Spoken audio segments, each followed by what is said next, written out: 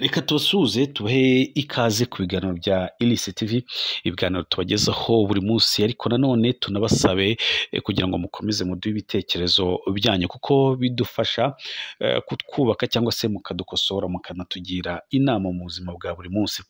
Inkuru rero y'uyu munsi tugiye kugarukaho ni inkuru ijyanye n'aho igihugu cy'u Burundi urebye n'igihugu cya Tanzania kugeza amagingo ya biravuga ko umubano w'ibihugu byose utari kumera neza, ahanini bishingiwe ku mupaka ushobora gufungwa, kandi umupaka ukaba ari umwe mu mipaka inyuzweho ibikomoka kuri peteroli, aho muzi neza ko igihugu cy'u Burundi cyakomeje kugaragaza imbogamizi ko ubukungu bwacyo buri kugenda busubira hasi cyane, ahanini bitewe no kubura icyo twakwita peteroli cyangwa se ibitoro nk'uko abarundi bakunda kubivuga. Mu by'ukuri rero iyi nkuru yo ni isanzwe ku mubano w'igihugu cy'u Burundi na Tanzania ukomeje kutaba mwiza, cyangwa se guca amarenga ko isaha iyo ari yose igihugu cya Tanzania gishobora gufunga mu buryo bwa burundu umupaka ugihuza n'u Burundi, ku buryo ikibazo cy'ibitoro bikomoka kuri peteroli gishobora gusiga ubutegetsi bwa Evariste Ndayishimiye bugeze ku iherezo. Abarundi kandi bafite ubwoba ko ibintu bishobora kuba bibi inyuma y'aho umutwe wa AFC M23 ufashe umujyi wa Bukavu ndetse n'umupaka cyangwa se ahazwi nka Uvira. Aka gace ka Uvira abahazi muri biriya bice bya Repubulika ya Demokarasi ya Kongo n'igihugu cy'u Burundi, ni umupaka usa nkaho uhuza ibi bihugu byombi, Burundi na Repubulika ya Demokarasi ya Kongo. Aha rero muri Uvira ni hamwe mu hari hasigaye hanyuzwa ibikomoka kuri peteroli, cyane cyane esanse na mazutu, byatumaga ubuzima bw'abarundi burushaho gukomeza kugenda buba bwiza. Ariko abarundi baravuga ngo igihe Tanzania yaramuka yeruye ikagaragaza ko igiye gufunga umupaka wayo, abarundi bakomeza kugira ibibazo bitoroshye, na cyane cyane ko ku mupaka wa Uvira ho byagorana, bitewe n'uko Perezida Evariste Ndayishimiye, perezida w'igihugu cy'u Burundi, binyuze mu ngengabitekerezo ze cyangwa se no gukorana na Antoine Felix Tshisekedi wa Repubulika ya Demokarasi ya Kongo, bakomeje kugenda bagaragaza ingengabitekerezo, irimo ingengabitekerezo ya jenoside igamije kurimbura abo mu bwoko bw'abatutsi, cyane cyane abakongomani bakoresha ururimi rw'ikinyarwanda. Rero kuba umutwe wa M23 umaze gufata ibice birimo Goma, Bukavu, byagize ingaruka ndetse biteza umujinya ku gihugu cy'u Burundi, cyane cyane ko umupaka niho honyine bari basigaye bizera ko bashobora kubona ibicuruzwa bishobora kuwunyuraho, harimo n'iki kibazo cya peteroli kimaze igihe kinini kivugwa mu gihugu cy'u Burundi, aho kubona peteroli ubu ngubu mu by'ukuri mu Burundi cyangwa se ibitoro ibona umugabo igasiba undi. Ariko nanone ikibazo abantu batazi, nyuma y'uko abarundi bafunze imipaka ihuza n'u Rwanda, iki gihugu ubukungu bwacyo bukaba bwaragiye busubira inyuma cyane ku buryo bugaragara. Abarundi benshi bakaba bafitiye umujinya perezida wabo Evariste Ndayishimiye, bavuga ko ntacyo, akenshi bo bakavuga ko uyu perezida wabo yibereho mu buzima bwo kwinezeza no kwishimisha, nyamara hari abarundi bakomeje kugaragaza ko imibereho yabo itameze neza. Ibi ngibi kandi bikaba bavuga ko byagiye bigaragarira mu biganiro agenda akora hirya no hino, harimo no kubishongoraho abwira amahanga ko igihugu cy'u Burundi nta kibazo gifite. Ariko abarundi izi ni imvugo nanone zitagiye zigenda zibashimisha. Ariko nanone ikibazo kiri mu Burundi ni ukwigwizaho umutungo kwa bamwe mu bayobozi bakomeye bafite ingengabitekerezo nyine ihuye n'iya Evariste Ndayishimiye, aho muri aba bayobozi harimo bamwe mu bajenerali, abategetsi. Aha rero Umurundi ugize icyo avuga akaba akomeje gufatwa nk'umwanzi cyangwa se umwe mu bagambanira Uburundi, ndetse benshi bagiraho ingaruka zishobora no kubaviramo kuba bakicwa n'ibindi. Ariko nanone ikiri kuvugwa ni ifungwa rya Generali Bunyoni. Uyu Generali Bunyoni yahoze ari minisitiri w'intebe mu gihugu cy'u Burundi rero yaje gufungwa ndetse akatirwa imyaka myinshi, imyaka igera kuri 15. Ibi rero ngo byabaye ku nyungu za Evariste Ndayishimiye, ariko uyu mugabo yaje gushinjwa ibyaha birimo kugambanira igihugu no gushaka guhirika ubutegetsi. Rero ibi byaha byaje gutuma nyine akatirwa ndetse ashyirwa mu gihome. Ahanini rero intandaro y'ifungwa ry'uyu mugabo General Alain Guillaume Bunyoni, ababikurikiranira hafi mu gihugu cy'u Burundi bavuga ko byaturutse ku mubano, ari nayo ntandaro yo kuba uyu munsi biri kuba ko imipaka y'igihugu cy'u Burundi na Tanzania ishobora gufungwa. Ni umubano General Alain Guillaume Bunyoni yabaye minisitiri w'intebe mu gihugu cy'u Burundi ngo yari afitanye na Perezida Jakaya Kikwete. Jakaya Kikwete ni umuperezida wayoboye igihugu cya Tanzania. Uyu mugabo rero waje gushinga amasosiyete akomeye acuruza ibikomoka kuri peteroli, yaje gukora ishoramari yarafatanijemo na Bunyoni, ariko ishoramari riza gusa nkaho rigambaniwe na Evariste Ndayishimiye, wavuze ko ibijyanye n'ibitoro agomba kubishyira mu maboko ye. Abarundi baravuga ati uyu mugabo ibyo akoze koko ni ukuri. Niwe Bunyoni hari ibyo yigwizagaho cyangwa se umutungo w'igihugu yarawushyiraga mu muryango we, mu bana be ndetse no mu mufuka we, bikagira ingaruka ku gihugu. Ubwo Perezida Evariste Ndayishimiye aje kubikosora nk'igisubizo, reka abarundi ahangaha bavugaga ko bagiye kubaho neza, ariko siko byaje kugenda. Ahubwo uyu nguyu bivuga ko Evariste Ndayishimiye igikomeje kubabaza cyane cyane abarundi nuko ibyo yashinjaga General Alain Guillaume Bunyoni n'ubundi yaje gufata kampani zacuruzaga peteroli mu gihugu cya Tanzania, aza kuziha umugore we. Uyu mugore Angeline Ndayishimiye ni umugore wa Perezida, ni First Lady, umugore wa Perezida w'u Burundi, ni waje guhabwa amasoko yo kuba yacuruza ibikomoka kuri peteroli. Ibi rero bikaba byaragiye bigenda bigira ingaruka ku mibereho y'abaturage b'igihugu cy'u Burundi.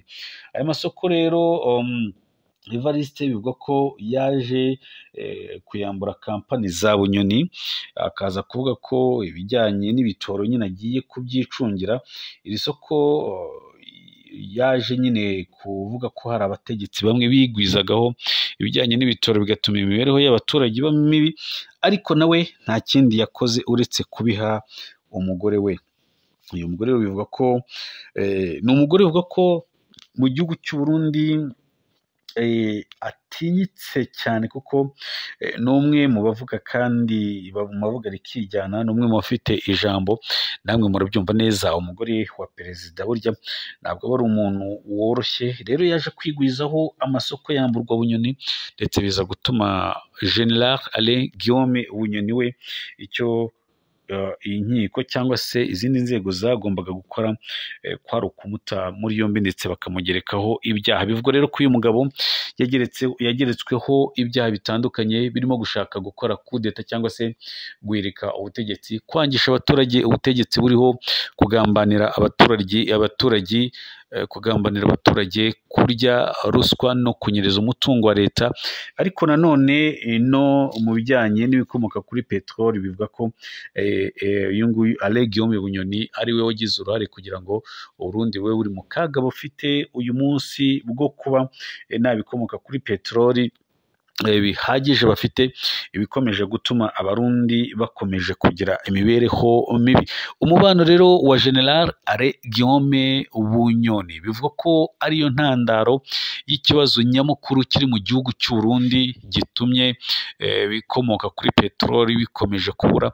Ariko nanone twagaruka ku bijyanye na politike, muzi neza ko General cyangwa se Perezida Evariste Ndayishimiye ni umwe mu baperezida bivugwa ko agira ubugambanyi, aho yaje kugambanira abaturage b'u Burundi, harimo abaturage, harimo n'abasirikari, ku masezerano yagiranye na Antoine Felix Tshisekedi, ni perezida wa Repubulika Iharanira Demokarasi ya Kongo, yohereza ingabo mu burasirazuba bwa Kongo, ndetse azi neza ko ari ingabo zidafite imyitozo ihagije ku kiguzi cy'amafaranga menshi. Twagiye tubivuga kenshi aho uyu mugabo yari yemerewe asaga miliyoni 2 z'amadolari y'Amerika, ndetse n'abasirikari basaga ibihumbi 10 na bingahe bivugwa ko bagiye kurwana muri Kongo kurwanya umutwe wa M23. Buri musirikare akaba yari yemerewe amadolari agera ku bihumbi 5 nka motivasiyo ishobora kumufasha ku rugamba, ariko siko byaje kugenda, ahubwo buri musirikare ngo w'igihugu cy'u Burundi yahabwaga amafaranga atageze ku madolari 100, ibyaje kubabaza ingabo z'u Burundi bigatuma zitirwana cyangwa se zidakora misiyo yo kurwanya M23 nk'uko bari bayitumweho. Rero bari bayitumweho mu gihugu cy'u Burundi, ni ibintu bitakomeje gushimisha Perezida Antoine Felix Tshisekedi, wagaragaje ko izi ngabo z'u Burundi yagiye avuga kenshi ko yazihaye amafaranga ikiraka babaye cyabonaniye, kandi yarabahaye amafaranga menshi. Ibiro bikaba ari byo nanone byaje gutuma Burundi perezida akomeza kugira ubwoba, kubera ko imishyikirano hagati y'umutwe wa AFC M23 na leta ya Kinshasa ibintu bikomeje kwanga, bitewe n'uko M23 igenda yigarurira ibice bitandukanye. Hanini ibi biraturuka ku kuba igihugu cy'u Burundi uyu munsi cyamaze gufunga imipaka y'u Rwanda. Mpamya neza ko bitakora kugira ngo bafungure umupaka w'u Rwanda. Tanzania nayo iramutse ifunze imipaka yayo, umujyi wa Uvira uri muri Bukavu n'imibi n'igihugu cy'u Burundi, bikovuga ko mu gihe M23 yakomeza kufunga byagira ingaruka zikomeye ku mibereho y'abarundi, na cyane cyane ko abarundi bakomeje kugaragaza urwango rushingiye ku moko bangaga uyu mutwe wa M23. Ibi byose rero bikaba bishobora gukomeza kugira ingaruka ku mibereho y'abarundi. Kunyereza rero umutungo w'igihugu, kwigwizaho ibitoro aribyo se peteroli, gutunga intwaro mu buryo butemewe, ibi byaha byose byaje gutuma uyu twavugaga wabaye minisitiri w'intebe mu gihugu cy'u Burundi General Alain Guillaume Bunyoni, ibi byaha byose byaje gutuma ahabwa igihano, ibihano birimo gufungwa imyaka 15, nibyo bihano yasabiwe, ndetse agatanga n'ihazabu ya miliyari 22 na miliyoni zisaga 760 z'amafaranga y'u Burundi. Ibi byose rero byabaye nyuma y'amezi 6 avuye ku mwanya wa minisitiri w'intebe yarariho. Kuva rero General Bunyoni yafungwa agakatirwa, bivugwa ko u Burundi bwatangiye kurebana ayingwe n'igihugu cya Tanzania, ahanini nk'uko twagiye tubigaruka bishingiye ku mbano nyine uyu mugabo yari afitanye na Jakaya Kikwete wayoboye Tanzania, biturutse ku bucuruzi bw'ibikomoka kuri peteroli nyine bagiye bakorana. Ibiro bikaba bikomeje n'ubundi kugira ingaruka ku baturage b'u Burundi. Iki gihe rero bivuga ko u Burundi bwatangiye kugira ibibazo biturutse kuri uyu mubano waje gutuma ibyo gucuruza ibitoro bijya mu maboko y'umugore wa Perezida Angelina Ndayishimiye. Ubu rero uyu mwuka ukomeje kuba mubi nyine nyuma y'aho umutwe wa M23 ufashe umupaka wa Uvira, ariho haturukaga ibitoro cyangwa se peteroli byari bimaze igihe bikoreshwa mu gihugu cy'abaturanyi, mu gihugu cy'u Burundi. Kuba rero Tanzania yaje mu kibazo cyangwa se iri kuvugwa mu kibazo ko ishobora gufunga imipaka yayo iyihuza n'igihugu cy'u Burundi, ibintu bishobora kurushaho kuba bibi, bishobora no gutuma Perezida Evariste Ndayishimiye n'umuryango we bashobora gutakaza iyi ntebe, kuko uko imibereho y'abaturage ikomeza kugenda iba mibi mu Burundi, murabizi neza ko abaturage batajya babasha kwihanganira uwo ari we wese ushobora kubakururira ibibazo, uwo ari we wese ushobora gutuma imibereho yabo iba mibi. Igihe rero Evariste yakomeza gukurura yishira, bishobora kumugiraho ingaruka. Nanone byaturutse ko uyu mugabo nawe ubwe agenda yikeka amababa. Ku munsi w'ejo cyangwa se ngira ngo abenshi barabyibuka inkuru zacacanye ku cyumweru ko ahagana ku isaha 12 zo mu gitondo uyu mugabo yaje gufata jet privé yoherejwe na Republika ya Demokarasi ya Congo, agiye mu burasirazuba bwa Congo, yagiye mu mujyi wa Kinshasa guhora na Antoine Felix Tshisekedi. Ibyari bimujyanye byabanje kugirwa ibanga, binavuga ko ari ibiganiro ubwabo nk'abakuru b'ibihugu bagiranaga, ariko n'ubundi biri ku mugambi w'uburyo bashobora gukomeza kurwanya umutwe wa M23. Ariko ibi byose byaje kujya ahagaragara, ukuri kuza hamenyekana icyajyanye igitaraganya Evariste Ndayishimiye mu gihugu cy'u Burundi, nuko yuko ngo yaragiye kwishyuza amafaranga y'ikiraka yakoreye bwana Antoine Felix Tshisekedi, uyu ni perezida wa Repubulika Iharanira Demokarasi ya Kongo. Ni ibintu cyangwa se ngo ni ibintu bitamugendekeye neza, kuko aha muri Kongo nk'uko yari asanzwe ajya akamarayo umwanya, ntabwo yamazeyo amasaha menshi, kuko ahagana mu masaha 7 saa 8 gutyo Evariste Ndayishimiye yari yamaze kugaruka mu gihugu cy'u Burundi.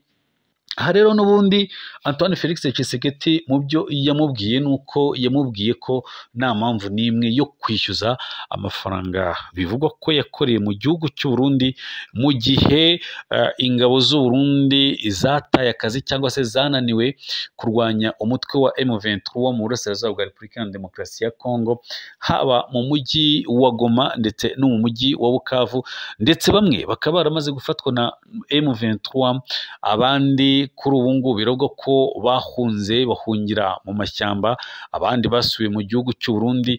Na mbere y'uko ariko ibi nanone biba, muribuka neza ko hari abarundi banze kurwana bahitamo gusubira mu gihugu cyabo, biza no kurangira bakatiwe n'inkiko, bivuga ko bataye urugamba bafatwa nk'abanzi b'igihugu.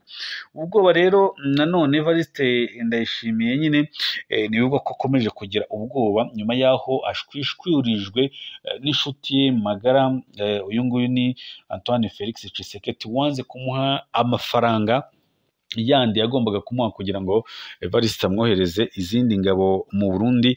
Ariko nanone Evariste nawe bikavuga ko nyuma yo kumenya ko ingabo za Afurika y'Epfo SANDF zisumbirijwe, aho zari ziri hariya zicungiye umutekano mu kigo cya MONUSCO, ariko na M23 ariko ireberera hafi izi ngabo muzi ko zagiye zanga gutaha zinyuze ku butaka bw'u Rwanda, ndetse bivugwa ko amakuru yavuzwe cyane na yuko nyuma y'ibi byose zanze igisebo, bitewe n'uko izi ngabo harimo iz'abagore zari zaje mu butumwa bwiswe bwo kugarura amahoro, nyamara zaraje gufatanya na FARDC, FDLR na Wazalendo n'indi mitwe n'igisirikare cy'u Burundi kugira ngo barwanye umutwe wa M23. Nyuma rero y'uko batsinzwe, abari bari ku rugamba byaje kugaragara ko benshi abarimo abagore bagiye gusubira mu bihugu byabo batwite. Ni igisebo rero ku gihugu nanone cya Afurika y'Epfo. Ibintu byakomejwe kugirwa ubwiru, bigirwa amabanga, kuko igihugu nka Afurika y'Epfo kitifuzaga guseba ku ruhando mpuzamahanga nk'igisirikare bivugwa ko gishobora kuba gikomeye muri Afurika nyuma y'igisirikare cya Misiri. Igisirikare cya Afurika y'Epfo kiza ku mwanya wa 2 mu bisirikare bikomeye, ariko kuba kibasha gutsindwa n'abarimo inyeshyamba zirimo AFC M23 ni igisebo gikomeye bagize, ndetse bakaba barakomeje kunangira ko badashobora kunyura ku butaka bw'u Rwanda. Ariko nanone amaherezo nta kundi byari kugenda, kuko niho honyine niyo nzira yashobokaga kugira ngo basubire iwabo. Ni nyuma kandi y'uko Cyril Ramaphosa ni perezida w'u Burundi, abagize inteko ishinga amategeko, abayobozi, abatavuga rumwe n'abaturage bakomeje kumwotsa igitutu, bibaza impamvu cyangwa se bibaza impamvu y'urugamba Afurika y'Epfo yagiye gufashamo iki gihugu cya Repubulika ya Demokarasi ya Kongo. Aho ni n'abaperezida benshi bakomeje kuvuga ko ubundi Kongo yagakwiye kuba irangiza ibibazo byayo binyuze muri diplomasi, aho gukomeza gushora urugamba cyangwa se gushoza intambara, kuko n'ubundi intambara ntacyo zishobora kumara. Ariko nanone Evariste ubwo yishyuzaga nyine yishyuzaga Antoine Felix Tshisekedi, nabwiye neza ko byatewe n'uko yari amaze kubona neza ko ingabo z'ibihugu byaje gufasha Repubulika ya Demokarasi ya Kongo nyinshi za Marowizo zamaze gutaha, SANDF nuko ziri gushaka mu nzira uburyo zasubira iwabo. Za Tanzania nazo bamwe baratashye, hari abapfiriye muri ibi bitero cyangwa se bapfiriye mu ntambara izi ngabo zahanganyemo n'umutwe wa M23. Ni urugamba rutari rworoshye, ndetse kuri ubu bikorwa ko benshi mu basirikare bari muri uru rugamba harimo abarwaye, harimo abakirwaye, harimo abahamutse ku buryo bukomeye bagize ibibazo by'ihungabana, harimo ndetse n'abo bandi bagiye gutaha batwite. Ibyakomeje gufatwa nk'igisebo gikomeye. inshuti bakunzi ba Iris TV rero nyine aya ni amakuru aba yagiye acacana cyangwa se avugwa mu bitangazamakuru bitandukanye cyangwa se n'abagiye kuri tele tukabasha kuganira nabo bakatubwira ibiri kubera hano mu burasirazuba bwa Repubulika ya Demokarasi ya Kongo. Ariko nanone igiteye impungenge nuko aba perezida bombi haba Antoine Felix Tshisekedi na Evariste Ndayishimiye w'igihugu cy'u Burundi bakomeje kugira ubwoba, bafite impungenge ko ibintu bishobora kurushaho kuba bibi igihe ingabo za AFC M23 zishobora gukomeza urugamba nyuma y'uko zifashe imijyi irimo Bukavu, bagafata imijyi irimo Kamanyoro, bagafata umupaka wa Uvira. Baravuga ko indi centre ikomeye ni centre ya Kalemi, igihe yabaramuka yigaruwe n'abagize umutwe wa M23 ibintu bishobora kurushaho kuba bibi. Ubutegetsi bwa Antoine Felix Tshisekedi wanze imishyikirano kugeza ubu, wavuze ko adashobora kuzigera aganira n'umutwe wa M23, biravuga ko kaba kamubayeho byamukomeranye. Mukomeze rero mudukurikirire kuri Iris TV, ari nako muduha ibitekerezo byanyu, ibitekerezo kandi byubaka. Ubundi natwe turi tayari kugira ngo tujye tubagezaho amakuru nk'aya ngaya kandi mashyashya ku gihe. Reka mabwire ngo mukomeze munogerwe n'ibiganiro tubaha. Bye bye and ciao ciao.